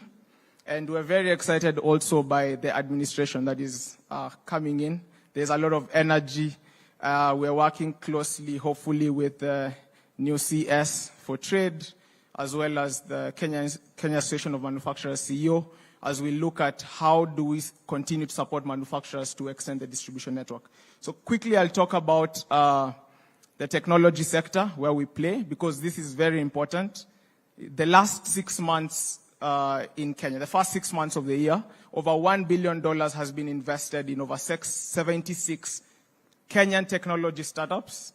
And this is a very good direction for us. What I'd like to ask is if the government can consider setting up a sovereign fund or something that can ensure as foreign investments are coming into the country. Kenyans are also investing in these companies so that when the next M-Pesa, the next Amazon, the next Google, we have money coming back to Kenyans' pockets, not all the money being exported to the foreign investors who invested in us and many other companies in the space. So lastly, just to say thank you very much for this opportunity and this stage to present what we're doing at Market Force, and I hope that we'll continue to have more public-private partnerships that will continue to spur the country forward. We're excited and we are happy to have you, Mr. Excellency, in the next 5 years. Thank you very much. Thank you very much, Tesh. Your Excellency, with your permission now, I will welcome the Governor, Nairobi City Council, Honorable City County, Honorable Johnson Sakaja. Governor, karibu sana.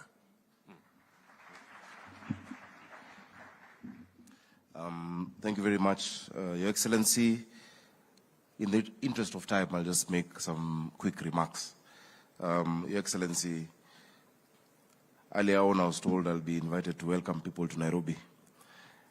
But I told my friend, Mr. Wanjoi, our work is not to welcome people to Nairobi. These manufacturers are in Nairobi. And a lot of the solutions they need are in Nairobi. So we need to discuss that. So it's not just about welcoming them. Your Excellency, over the past few years, we've been engaging with the Association of Manufacturers at the Senate and in many other forums. And I'm glad that in the first few days, since we got into office as a county government, we've already met the Nairobi chapter of the Association of Manufacturers, and we've made progress on a number of issues. Number one, Your Excellency, we are determined to make Nairobi the manufacturing hub of East and Central Africa, and eventually Africa. That we are determined to do it and we'll work. And that's why I'm asking the companies to come and tell us what do you need from us. What we've agreed, Your Excellency, number one, is on the issue of a unified business permit. There are too many licenses being paid. As of now, we are 70% in the process of actually reducing it to one license for Nairobi County. But I'll prevail upon you and my friend Moses Kuria that you also reduce the ones from national government. Because manufacturers and SMEs are spending more time complying than doing their work.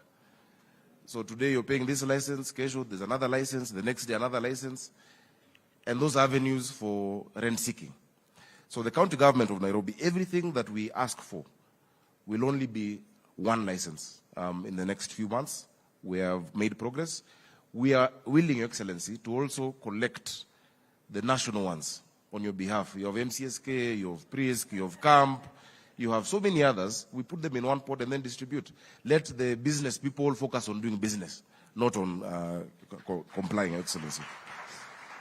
Secondly, I understand the issue of multiple assessing from county to county on advertising. If you're driving a truck from here to Mombasa, it's a discussion that we're having at the COG. We need to get a creative way of sorting it out because I realize there's no governor who's willing to let go of their, revenue-raising capacity, but still we need to have, a way that doesn't hurt the businesses. Ideally, we would ask you to register in a county and pay that county, and of course that county would be Nairobi. The other governors will not be willing to do that, but we'd like to hear your ideas on how we ensure that counties still get the revenue without stifling businesses. Our work is not to stifle businesses or to stifle manufacturing, but actually to promote manufacturing. Your Excellency, additionally, we had a lot of complaints on those in building and construction, on the system that had been there previously, on NPDMS. I'm glad to note, and I'm very happy Mr. Mburu is here. Our teams, both at the Nairobi County government and the KRA, have been burning the midnight oil for the last 3-4 weeks. Next week, we'll be launching a new Nairobi plan, where in that platform, all of the complaints that have been there from the building industry, Your Excellency, have been catered for. Professionals in the building and built environment sector can track developments from the time you upload an approval to the time it comes out. There must be predictability. Nikhila said you need certainty so that you know where your approval is at whichever stage of the process. Your Excellency, we're also going to launch next week our new revamped revenue system for Nairobi. We call it Nairobi Pay, which addresses all of these issues. And I want to urge the manufacturers here, please, lipeni ushuru. we will serve you. Already for those in the industrial area, I am doing 39 roads. We are doing 39 roads for you. Linus forgot to mention I did for him. He's in Kasarani before I was governor. We will give you the environment to do your work. But we need you to also support us to be able to serve you better. So we hope that it will be more efficient. There's no payment that will be received in Nairobi after next week in cash. We are digitizing all our revenue streams. If anybody asks for payment in cash, just know it is not Nairobi County. Everything will be digitized. And we know what has been happening in part of the city, Westlands, in the CBD, and in the industrial area. Your Excellency, additionally, a lot of the issues that our manufacturers have is water. The cost of water and the reliability of our water system. We all know we have a shortage. We need 850 million liters per day. We get 525. Your Excellency, through the national government and Napi Water, we expect 140 million liters to come in soon. But there's a challenge with the NLC because of the way leaves. So we ask that you intervene so that it can come faster, so for us to be able to serve our industries and also for us to be able to recycle. But we will also now come to you because we've said we need a city of order and dignity. But you cannot have that dignity when many of our manufacturers are the ones who are polluting our rivers. It is yourselves who are polluting and engaging in illegal dumping. Once we provide and we're designating those zones, we will have to agree on what to do. Your Excellency, in your inaugural speech, you spoke about a Nairobi Rivers Commission. 70% of the effluent that goes into that river is industries and sewerage. We will sort out the sewerage system, but the industries need to be able to sort out their effluent coming out of them. Your Excellency, additionally, as I just going to conclude, I think we need to, and I'm glad the young man who spoke just before me, talking about technology. We need to really radically ask ourselves questions about manufacturing and about where we're going. As a country, we cannot do the same thing and expect a different result, Your Excellency.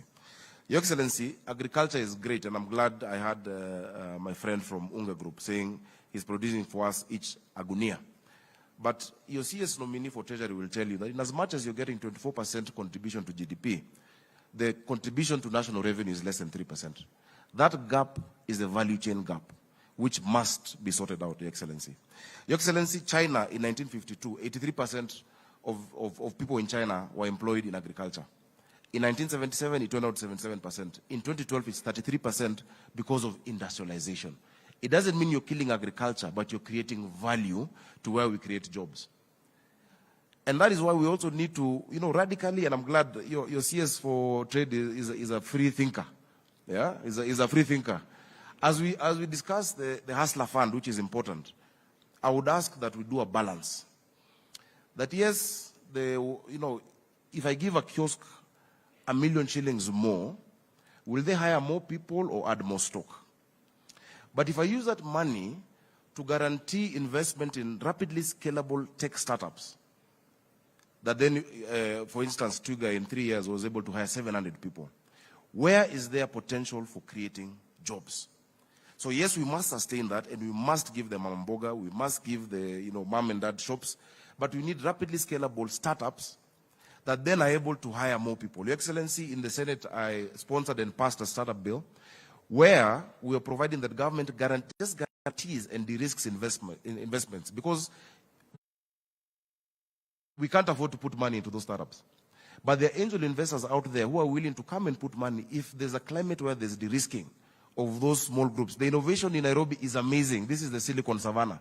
But we just need to provide that framework where we just de-risk these startups, that if somebody's investment at whatever first series or whatever point, if something happens, then they can recoup 30%, 20%, and that is how we'll address the issue of jobs. So we cannot just focus on the one, two shops. Excellency, please, we'll need support legislatively. We're doing that in the city. Finally, Your Excellency, I just want to thank you for the support that you've given us so far in being able to sort out the issues of, the Nairobi Pay, Nairobi Plan, what we've discussed together with you that we will be launching. We ask that you also support us in pushing the prompt payment bill, which we had left in the Senate. Many of these people have money owed in government. I inherited a pending bill of 99 billion in Nairobi County, with NMS having 16 billion. If we don't pay them, we can't create those jobs. I want to guarantee manufacturers, Nairobi is going to be the economic hub of this continent. Please don't move out of Nairobi. Stay in Nairobi, and we will make Nairobi work together. Thank you very much, Your Excellency. Thank you very much, Governor. And now Cabinet Secretary Betty Baina will invite Your Excellency. Madam CS. Thank you very much, Wanjohi, Your Excellency. Thank you so much for spending this morning listening to the manufacturers and sharing their vision about things that can happen. We know your time is tight, and we are very, very acutely aware it is tight. So let me just thank you and invite you to speak to them at this moment. And thank you, Moses, for organizing this event.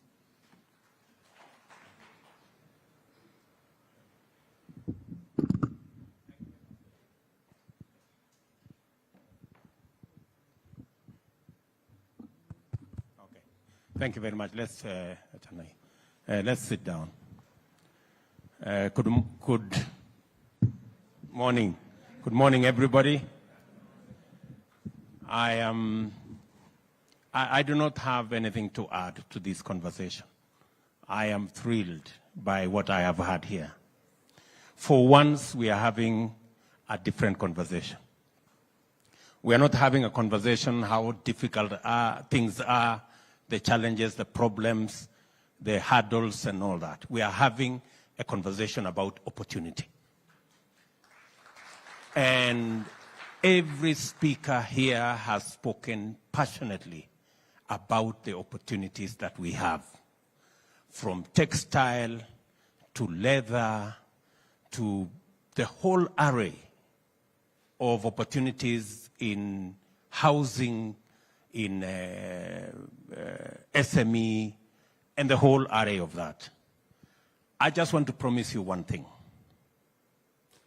that this administration will work with you every step of the way until we redeem all the opportunities that are available for us as a country. You have persuaded me that it is possible for us to create 1 million jobs from the manufacturing sector. You have persuaded me that it is possible for us to move the contribution of our GDP from manufacturing from 7% to 20% in 8 years. So all that is standing between us and 20% contribution from manufacturing and 1 million jobs, and all the opportunities that you have ably elaborated this morning, is continuous engagement, continuous consultation, working together, and everybody realizing that nobody has the monopoly of good ideas, sharing those ideas, and making sure that we move together as a country. I promise you, ladies and gentlemen, that I will be available, my administration will be available, the CS, Moses Kuria and his team will be available, our CS for Treasury will be available, so that we can actualize all these opportunities together. You have said ably, and if you've gone through our plan, from the whole array, from, for example, leather. We've had this conversation about leather. There is absolutely no reason why today we should not be a champion in the whole leather products space, because we are slaughtering 3 million livestock every year. We have the 3rd largest herd in this continent. Yet, we are importing 110 billion worth of leather products into Kenya. It completely doesn't make sense. As has been said here, we can increase our revenues. We can increase the contribution of leather to our GDP from the current 15 billion to 75 billion, because we have everything to make that a reality. I want to promise you that we are very clear about what we want to do in the leather space. We are very clear about what we want to do in the textile space, because we believe that therein lies the opportunity for us to create jobs and create wealth. And therefore, this conversation this morning is a very important conversation to me and to every Kenyan that is listening to us. You have said yourselves very ably, we have 16 million kids in school. They need a pair of shoes every year. We have, we only produce 4 million pairs of shoes. Never mind all the leather products that would come with it. And we have the raw material right here. The raw material is rotting, and yet we are importing leather products, shoes, using other people's hides and skin when ours is going to waste. It doesn't require any genius. You know, we don't have, there is nothing for us to have a conversation about. We just need to connect our raw materials to the market, jobs in between, money in between, and all of us will be doing well. So it is my intention that this great potential that we've always had, the great opportunity that we have always had, we must make it a reality in the next couple of years. And I am prepared, I am willing to work with you in that space. All the paperwork has been done. All the plans have been documented. All we need to do is to plug and play. Make sure we bring this to a reality. And ladies and gentlemen, I am here, lock, stock, and barrel to work with you so that we can actualize those opportunities. The leather space, the cotton value chain is a big value chain that can give us all the jobs we need. You just heard here, we have a market already negotiated by policymakers. $150 billion or $300 billion market. We are only doing $500 million on textile. We have the biggest resources around Kenya. We have the Dongo Kundu Special Economic Zone, which is going to be a huge plan for us. We have the Naivasha Industrial Zone, which is going to be another big investment opportunity for us as an administration, so that we can leverage on the steam that we have for free. We can leverage on the energy at a lower cost, and we can build the whole ecosystem that will aggregate what we are producing. Listening to the small producers that I listen to outside here, and listening to Tesh, it speaks to the power of aggregation. How do we make sure that every small producer and every small manufacturer and everybody who is adding some value to some product is aggregated and made possible for them to access the markets? I just want to ask industry, the captains of industry sitting here. Ladies and gentlemen, there is absolutely no reason why we are selling our tea unprocessed 95% in a space where we have the biggest competitive advantage.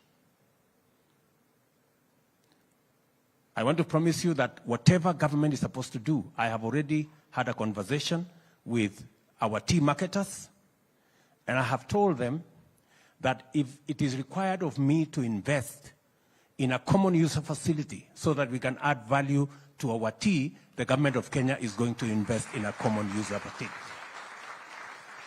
It is not going to be possible and practical for us to continue to export our tea unprocessed. 95% of it, we are getting 120 billion now. We can get 300-400 billion shillings by merely adding value, period. The farmers are already working too hard to produce the tea. Who is failing our farmers? Our manufacturers. You guys. You're failing our farmers. Our farmers are producing all the tea. The third largest producer in the world.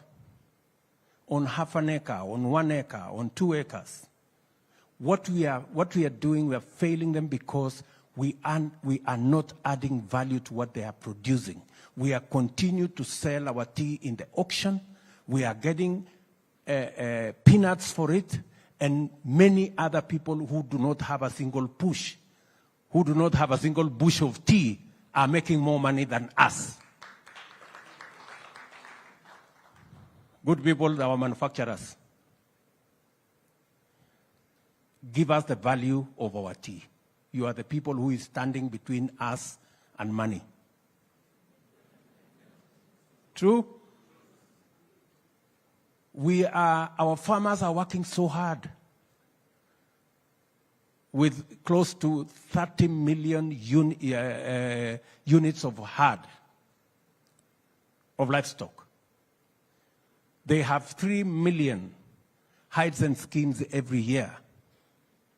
It's being eaten by dogs, it's rotting, it's being buried in some places. When I went round Kenya with our economic fora, this was the issue everywhere. Mandera, Wajir, Tana River, the whole of that space, Kajiado. Farmers were asking us, we are livestock keepers were asking us, what are we going to do with our skin? Who is this group of people standing between us and the value that we can get from our skins and hides? You people. You are the people standing between us and 75 billion of product that we can sell. And we have a ready market, starting from our own children in school. Even the local market in Kenya alone, we are importing 12, 15 million pairs of shoes alone every year. Market is not the problem. Raw material is not the problem.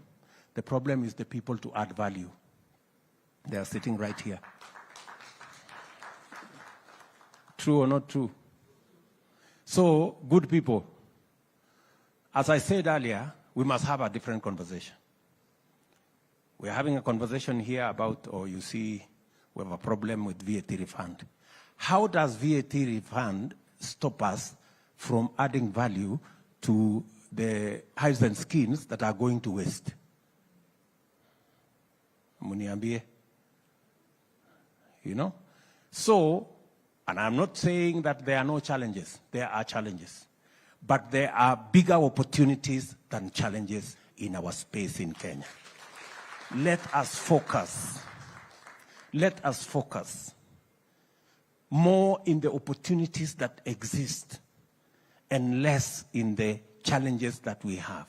We can overcome the challenges by leveraging on the huge opportunity that we have. We have a huge market in EAC, in Africa Continental Free Trade Area. We now have the market infrastructure for us to take over the market in our continent. The reason why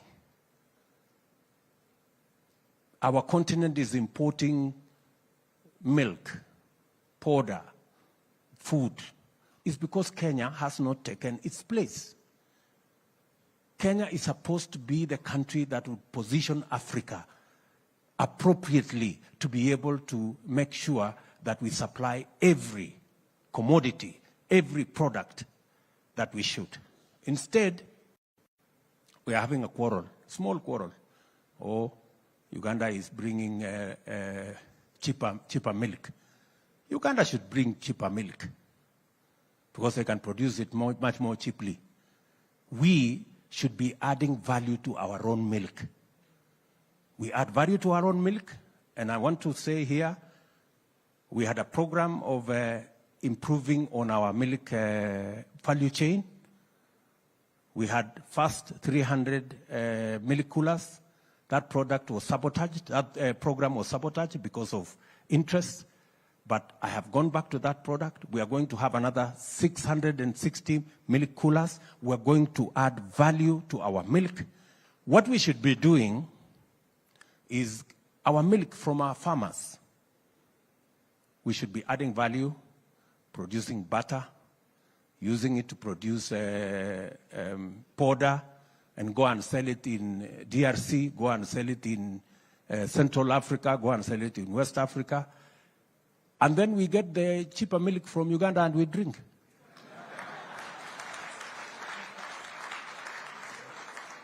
Sindio? Yeah. Instead of having a quarrel with having a quarrel with Uganda, why are we having a quarrel with Uganda? We are having a quarrel with Uganda because we have refused to take our rightful place in our continent. We should have made more steps and allow Uganda to come and occupy the next place as we move ahead. Are we together, good people? So we must have a different conversation. And I am happy that Moses is here. I have confidence in what Moses can do. I know he has a good brain. And working with you guys, yeah. This Moses Kuria, forget about the noise sometimes he makes. I promise you, he has a good brain. So we're going to work together in this space. And I want to give you, you know very well that I am not a lazy person.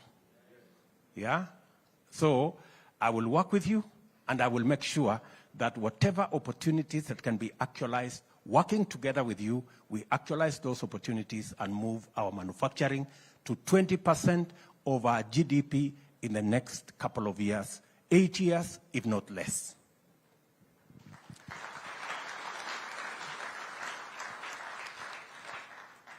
Access to credit is a big component of our plan. Financing is going to be a big component of our plan. There are some that we can cover with the Hustler Fund, but of course we have the Kenya KDC. KDC is going to cover your space. That is the area where we need to raise capital for industrialization, capital for manufacturing, capital for value addition, so that we can work with the SMEs, make sure they have access to credit, but also build the capacity of our Kenya Development Corporation so that we can also have resources available for the people in your space. So, good people, I am very happy this morning that we are having a progressive conversation. And I am very confident that going into the future, Kenya is going to move to the next level in our manufacturing and industrialization scale. I am looking forward, as we have all said, by 2030, we should be producing 1 million more jobs from manufacturing.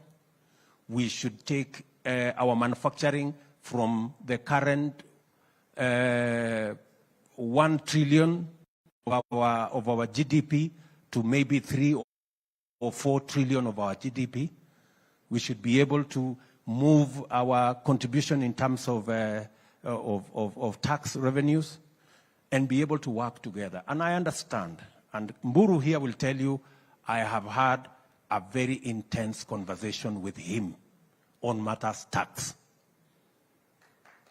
Yes, I've had a very intensive conversation with him. I have asked him very difficult questions because part of our revenue gets lost because the stamps that you use on your manufactured goods, we have more fake stamps than genuine stamps. How is that possible? You know, we have to sort that out because we are losing revenue. Part of why our contribution of manufacturing to GDP in terms of revenue is low is because very many people pocket our money, or the money meant for taxes. So we're going to reform that space. Mr. Mburu and his team have very clear instructions for me on where we should go. I believe that in the next 2 years, we should be able to move our revenues from 2 trillion to 3 trillion and to double it in the next 5 years.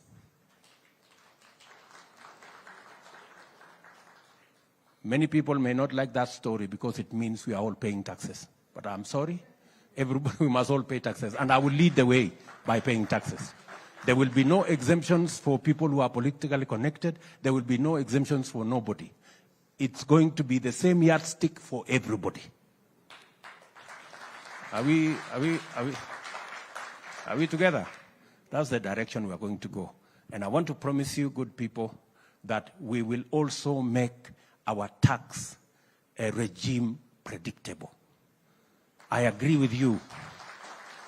I agree with you. Investments in manufacturing are long-term investments. You need a predictable tax regime so that you can know how your investments are going to look like. I agree with our good brother who said we need to reform our income tax, our income tax law, so that again we make it up to date. There are too many patches of it. Nobody knows how it looked like in the first place. So I agree with you that we need to do some work around that space. But as I work hard with our legislators to be able to improve that space, please make the opportunities that we have in this manufacturing space a reality for our country. It's good for your businesses. It's good for our agenda of job creation. It's good for our agenda of export-led growth, and it's good for everybody. So let me leave it there. I'm sorry. I really should have given more time to this meeting. I did not, I underestimated what we were coming to do here, but I promise that the next time I will give you more time because you are speaking the language of taking Kenya to the future. Asanteni sana, and I know